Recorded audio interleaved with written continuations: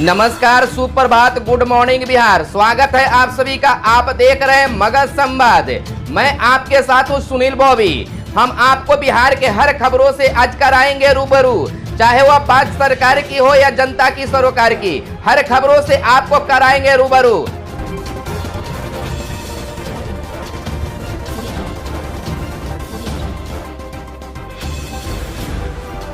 आज 15 जनवरी है। आइए जानते हैं बिहार की बड़ी खबरों को। बीपीएससी इस वर्ष 9,543 पदों पर करेगा नियुक्ति। बिहार लोक सेवा आयोग बीपीएससी की ओर से वर्ष 2021 में 9,543 पदों पर नियुक्ति की जाएगी। इसके लिए कवायद आरंभ कर दी गई है। आयोग के सचिव केशव रंजन ने बताया कि 64वीं संयुक्त परीक्षा में 1,450 पद, 65वीं संयुक्त परीक्षा में 550 पद और 66वीं परीक्षा में 689 पदों पर नियुक्ति की जानी है। इसके लिए प्रारंभिक परीक्षा हो चुकी है। राज्य के भवन निर्माण विभाग, पीएचडी, आईईओ, पीडब्ल्यूडी विभागों में सहायक अभियंताओं के 1,284 पदों पर नियुक्ति की जानी है। इसके लिए 18 जनवरी को मुख्य परीक्षा का परिणाम जारी किया जाएगा। इसके बाद साक्षात्कार लेकर परिणाम जारी कर दिया जाएगा। उन्होंने बताया कि राज्य के सरकारी इंजीनियरिंग और पॉलिटेक्निक कॉलेजों में भी सहायक प्राध्यापकों के पदों पर नियुक्ति प्रक्रिया चल रही है। इसमें लगभग 3,500 से अधिक पदों पर नियुक्ति होगी।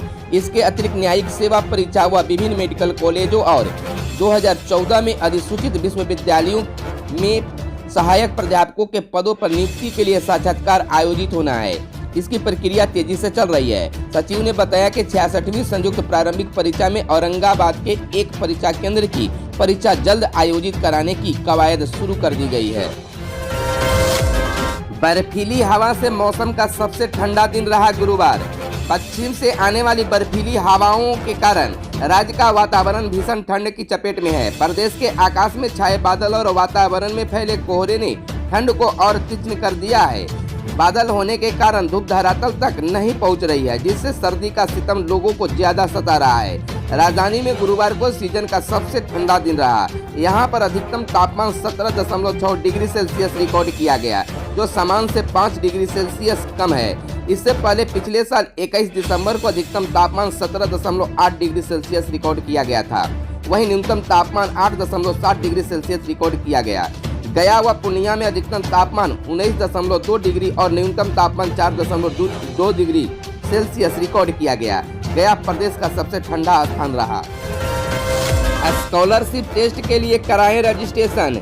जेईई और नीट की फ्री में तैयारी के लिए दैनिक जागरण इन्वेंटर्स स्कॉलरशिप परीक्षा 2021 का आयोजन कराया जा रहा है। इसमें शामिल होने के लिए आवेदन 20 जनवरी तक स्वीकार किए जाएंगे।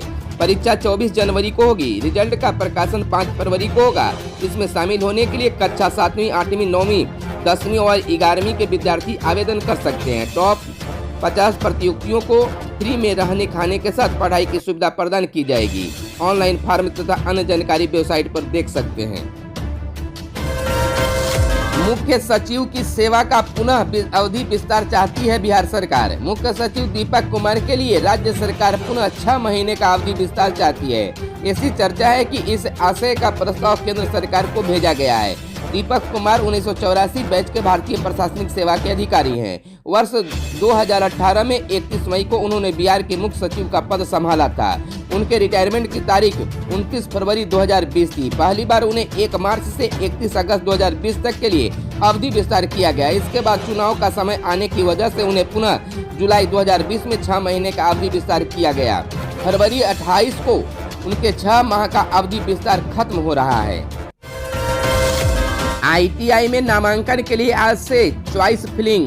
सरकारी औद्योगिक प्रशिक्षण संस्थान आईटीआई में नामांकन के लिए अभ्यर्थी शुक्रवार से चॉइस फिलिंग करा सकते हैं। इसके लिए बिहार संयुक्त प्रवेश प्रतियोगिता परिषद बीसीईसी की वेबसाइट पर जाकर पहले मेरी test of ITI CAT 2020 link पर बटन दबाना होगा। लिंक खुलने के बाद अभ्यर्थी को अपने रोल नंबर के साथ जन्म तिथि दर्ज करनी होगी। यह प्रक्रिया पूरी करते ही रैंक कार्ड मिल जाएगा। रैंक कार्ड मिलने के बाद अभ्यर्थी अपने नामांकन के लिए मनपसंद आईटीआई के चॉइस फिलिंग कर सकेंगे। इसके लिए उन्हें online counselling portal of ITI CAT 2020 पर क्लिक करना होगा।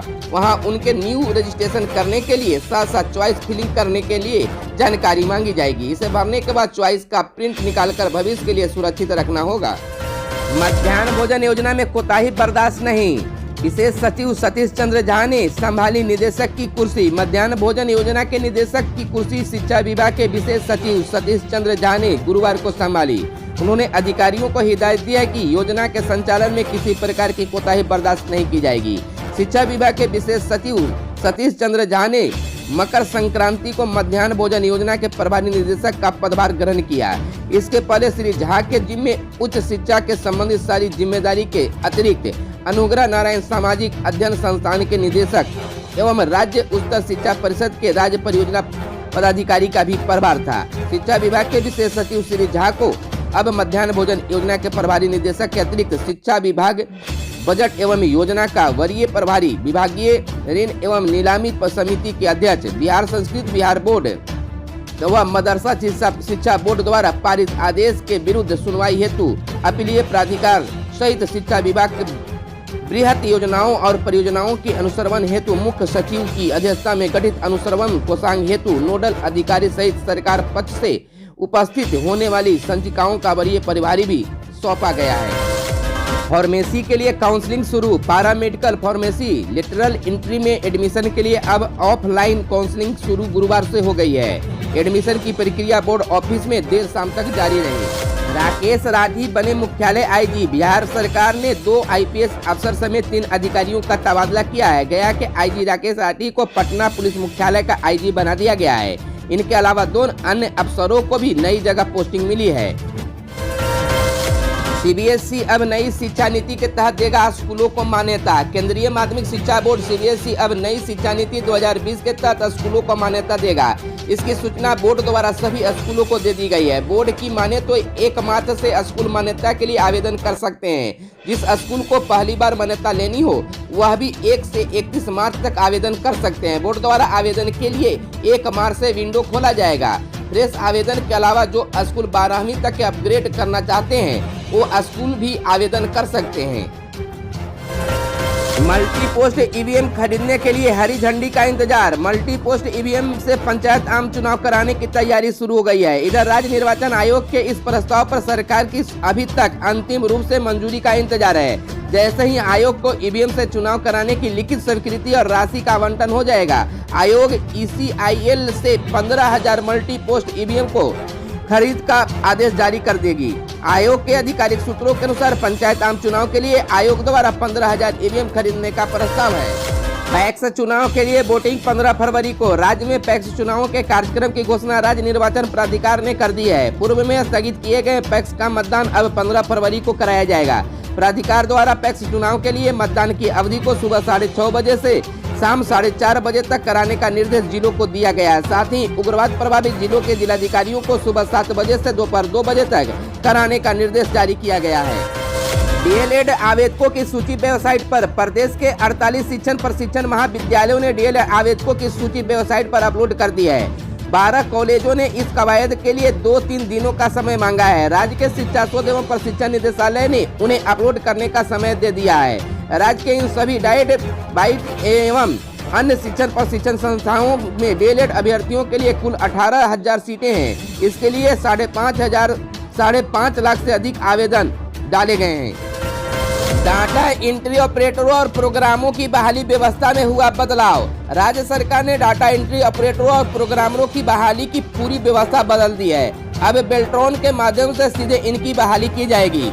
किसी भी विभाग या जिला स्तरीय किसी सरकारी कार्यालय में इनकी जरूरत पड़ने पर वह सीधे बेल्ट्रॉन को अपने मांग भेजेंगे। इसके बाद संबंधित कार्यालय को मांग के मुताबिक निर्धारित संख्या में आपूर्ति करा दी जाएगी। दीक्षा का डिजिटल लर्निंग कंटेंट होगा विकसित। शिक्षा विभाग दीक्षा का डिजिटल लर्निंग कंटेंट विकसित किया जाएगा। इसके लिए एनसीईआरटी स्तर पर गठित कंटेंट क्रिएटर रिसोर्स ग्रुप के जरिए यह कवायद की जाएगी। इसके लिए प्रदेश भर के शिक्षकों का चयन किया गया है। 18 से 22 जनवरी तक 5 दिवसीय वर्कशॉप आयोजित की जाएगी। यह जानकारी राज्य शिक्षा शोध एवं प्रशिक्षण परिषद के निदेशक ने जानकारी साझा की। खबरों में आज बस इतना ही। वीडियो पसंद आए तो एक लाइक जरूर करेंगे। धन्यवाद। जय हिंद, जय भारत, वंदे मातरम।